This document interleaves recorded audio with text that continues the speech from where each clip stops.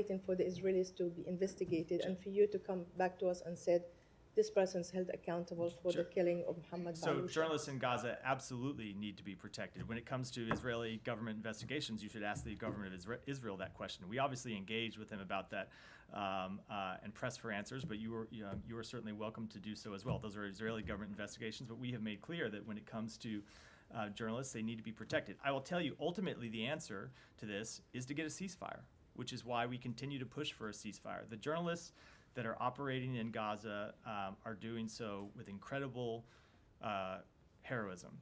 All of us in this room, including in many cases the United States government, know what we know about actions on the ground because there are journalists there that are reporting on it. The U.S. doesn't have any personnel on the ground to verify reports, so we rely on journalists to bring that information forward, and we rely on the work that they do.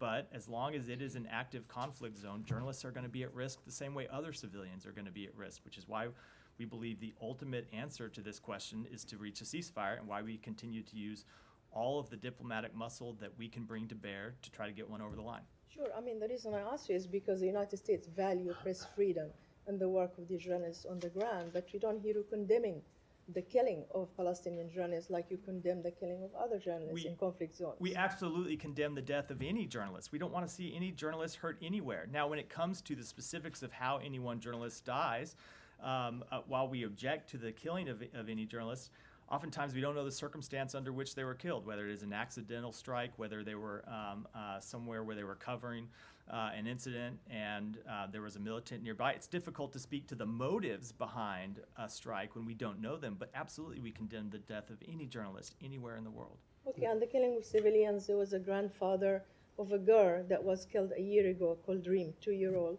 The grandfather was killed yesterday. His name is Khalid Nabhan.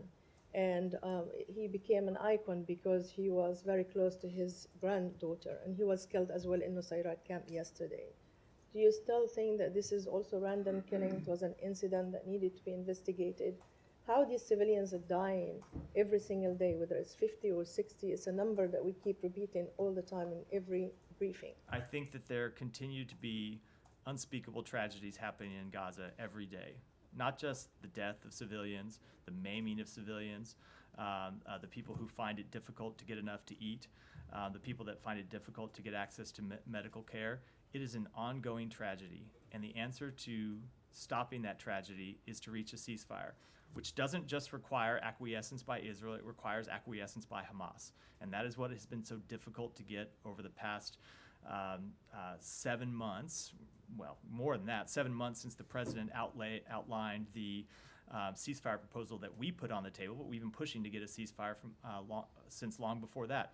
There are two parties that have to agree to a ceasefire, and I know everyone always asks me questions in this briefing room about actions by the government of Israel, but there are two parties to this conflict, and they both have to agree to this ceasefire, and we will continue to push both parties to come to an agreement precisely because the tragic deaths that you laid out, quite rightfully, continue to happen and need to stop.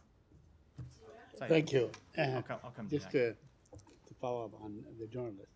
190 journalists.